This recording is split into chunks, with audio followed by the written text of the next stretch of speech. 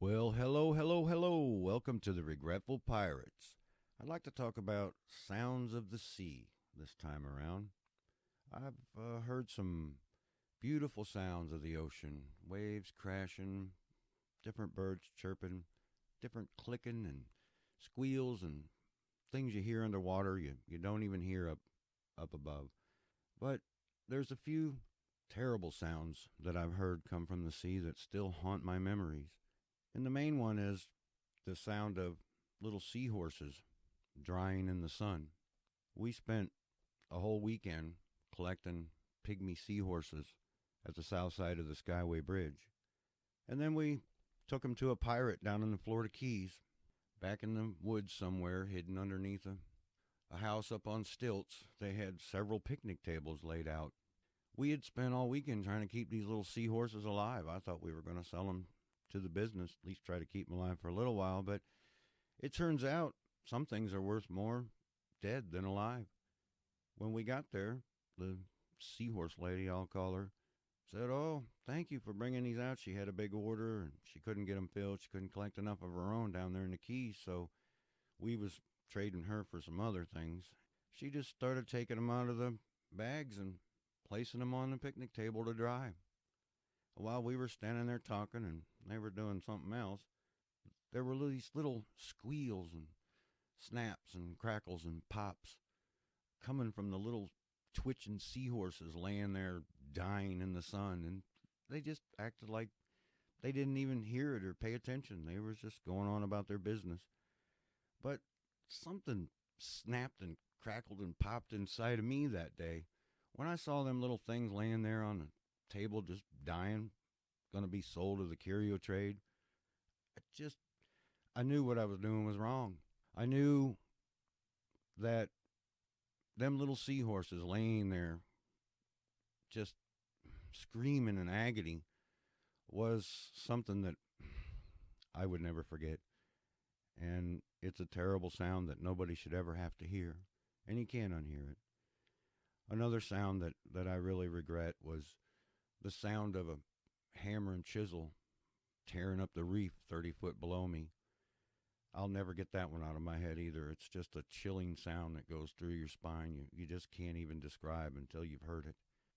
But the strangest sound I ever heard was the time I was ordered to stand on the docks above the curator of the aquarium, who was below sawing up a lemon shark that had died. And we were told to stand there, and if anybody came by, any customers, I would call them, came by and asked what was going on, we were told to tell them that they were helping an animal down below and it would be okay, and direct them towards the little baby stingrays that were in the boat they had all the time, because stingrays breed like guppies. But anyways, so here I am standing here on this dock, and I can hear the sawing through the cartilage of the shark directly below me. And while I'm listening to this, the Disney ship is right behind me playing its theme song. It was the most surreal moment in my life. I can't describe the strange feeling that I had that day as they were cutting up that shark below me, and the Disney ship is right there behind me. It was quite the sunset party, let me tell you. But they went out, I don't know, a couple days later and just went fishing and got another one, threw it in there. The lemon sharks are always getting sick in the back because the copper that we dose the other tanks with and all the other various chemicals overflows out back right into the lemon shark tank. So we were always trying to give them erythromycin and different things. They always had a bacteria infection. They were always dying. The saw shark died. The lemon sharks were being replaced on a regular basis. But I went out one time with one of my coworkers from there, and he was a local conch. He had been there all his life. He was born down there. And we went up a key and went out lobstering. And he had me drive the boat, and he stood on the bow, and he pointed this direction and that direction, and finally he said, "Okay, stop, cut the engine." And we get on our gear and put out our diver down flag and jump out. And we start swimming, and I start seeing car hoods. There's a car hood there and a car hood over there, and there's car hoods as far as you can see. And I thought, what in the heck are these car hoods doing out here in the middle of nowhere? Well, we go down, and he flips the car hood over, and about a dozen lobsters scurry out. And we catch whatever we can, usually a couple. They're pretty fast. But here we are, down in the Florida Keys, on the ocean floor, flipping car hoods over to catch lobsters. And if we didn't catch them when we flipped over one hood, they would just scurry over and get under another hood. We'd go catch them under there. There's hundreds of car hoods down here as lobster traps, I guess. It's just really amazing what you find out, what's really going on down in some of these places. I I found this other place up in Marathon. Okay, I met this pirate up there, and actually the Florida Keys, the Marathon is like the heart of the Florida Keys, and it's the heart of the pirates too.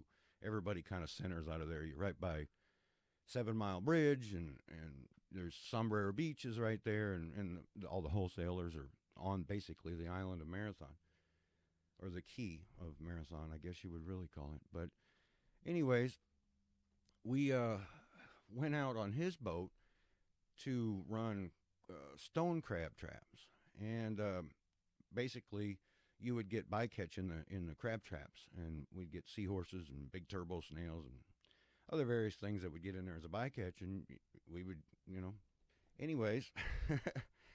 The strangest thing about doing these stone crab traps was the 50-pound sacks of pig's feet. I never knew that you used pig's feet to put in a stone crab trap. We would go out every day and get hundreds of pounds of these pig's feet and go run these traps. And then when you check the traps, you just dump the pig's feet in the ocean and put some fresh ones in and get whatever stone crabs and crap that was in the trap. But I never knew that we dump so many pig's feet in the ocean. And I just happen to kind of wonder what's in them pig feet that might not be good for the ocean down in our National Marine Sanctuary. This same pirate showed us how you collect a tarpon for an aquarium. You go down, it's actually not too far from Sombrero Beach. There's a little bridge back up behind one of the channels. And you go and you take a cast net and you catch a pilcher, which is a little shiny minnow. And then you put it on a hook, no sinker or anything like that. And you throw it out down right where the shadow of the bridge comes down into the water. And when the little shiny minnow gets into the shadow, bam, there's a 300-pound tarpon on there jumping out of the water. It's the craziest thing. And it's at night, it's usually by moonlight. It's amazing how they catch these creatures and the little tricks they've learned to get them. It's just not even fair. He took us up on the bridge, and you could look down into the shadow and see all the huge tarpon just sitting in the shadow, waiting for a shiny something to come into the shadows. And for that split second, the minnows can't see, and that's when they get them. And the pirates have figured this out, and that's how you catch a tarpon for the public aquarium. Now, I used to personally know a tarpon out on the Atlantic shores that I used to have to feed during my daily guided tour and feedings. He was so cool. You would smack the mackerel in the water and throw it up in the air, and he would jump up and splash everybody. It was really cool, but it wasn't worth the cost.